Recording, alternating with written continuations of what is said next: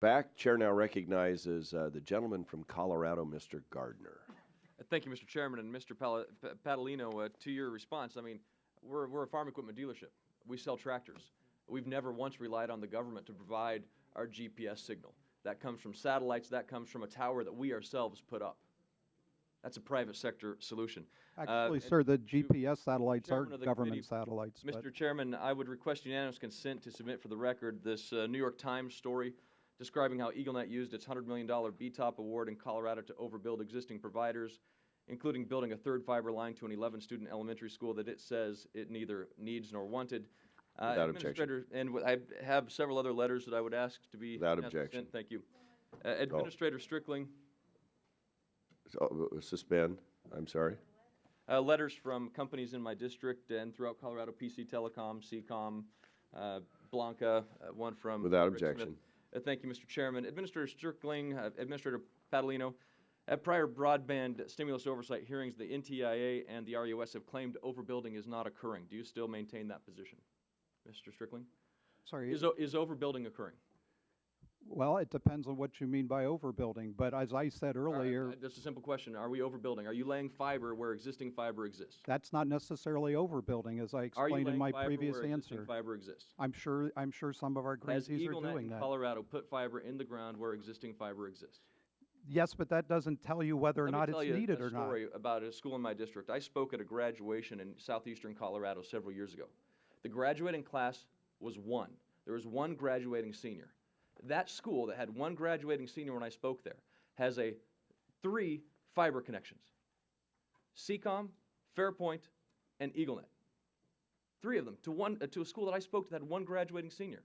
I've got a map here that I would like to display, and it talks about the overbuild that's occurring, $100 million in Colorado. Now, the other question I have, yesterday at the hearing in Colorado before the audit committee with EagleNet, they said that a federal this is EagleNet testifying, that a federal handler watches every move we make and are on site from the beginning, yet their grant was suspended.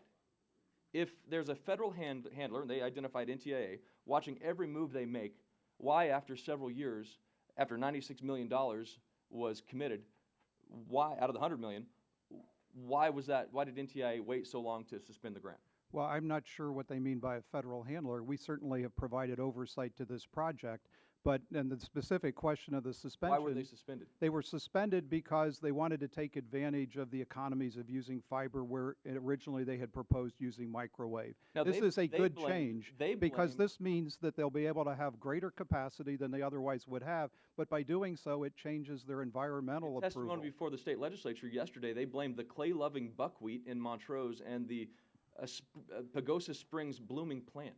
Right. So what happens is when you come off of the radio towers for microwave and come down to the ground for fiber, you now have the potential of passing through areas, habitats of endangered every species. Day, why were they? And the other comments that they made were they have to get a permit from every jurisdiction. Why did they not know about the clay-loving buckwheat?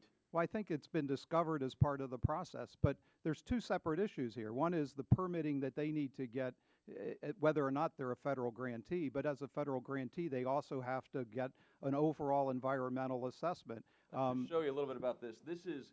This map shows and identifies EagleNet's current route in pink. The green identifies existing routes of CenturyLink. The purple identifies existing routes of businesses represented in this room with the Colorado Telecommunications Association. Look at the duplication. PC Telecom, a company 60 miles away from my hometown in rural Colorado, 100% overbuilt by EagleNet. 100% overbuilt by EagleNet. This is the Eastern Plains. Yesterday they testified, they said that it is built on the Eastern Plains first because this is the easiest to get to. But that's also why you have all of these other companies that have built existing fiber in the ground, while places on the western slope that truly need it because of the mountainous terrain have received nothing. Well, that's not true. There's been plenty of construction on the western part of the state, but let's back up a second. The EagleNet project is a statewide educational network. This is off of EagleNet's website. I mean, this is using I understand that, sir, but what we're trying to accomplish with this project is to improve educational opportunities in the state of Colorado. The fact is that in Colorado, only 4% of schools in Colorado are able to get or subscribe to services of greater than 50 megabits per second. Now, you're going to hear from Mr. Fredoso in North Carolina that his network, a statewide network, is able to provide much greater speed. This is all necessary. It's not true. If you're going to have a statewide, no, I disagree wholeheartedly. So you're saying that PC Telecom that sent a letter saying there's 100% overbill isn't true? No, you're missing my point, sir. What I'm trying to say is that what is trying to be accomplished in EagleNet is to figure out why Colorado and fix the problem that Colorado is so far behind the rest of the nation in terms of broadband to schools. This has to be accomplished through a statewide network. 30 miles away from the border of Kansas. I'm sorry? I live 30 miles away from the border of Kansas, a town of 3,000 people. I have high-speed DSL. I have 4G connections. I have incredible opportunity. I have 2, 3 other high-speed internet connections that I can choose from.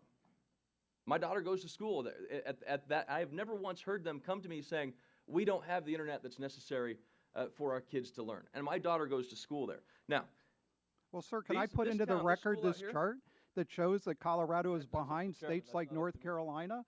I mean, your problem is that 4 megabits per second to a school. $20 million. Why did EagleNet turn down the opportunity to use $20 million worth of technology that a private telecom in Colorado had offered them instead of overbuild? Well, let's go through the facts here, because I think let's take just a moment to go through this. At the time at which EagleNet went out to build the eastern part of the state, they went out on an RFP, and a group of the carriers who are now complaining about this put in a bid to deal with this. We didn't hear anything about overbuild at that point in time, but they put in a bid that was hundreds of thousands of dollars higher than the lower bidder. Because of an absolute miscommunication from NTIA. I disagree, gentlemen, sir. I disagree. But more importantly, most of the gentleman's time has expired. The gentleman's time has expired. Gentleman's time has expired. Chair recognizes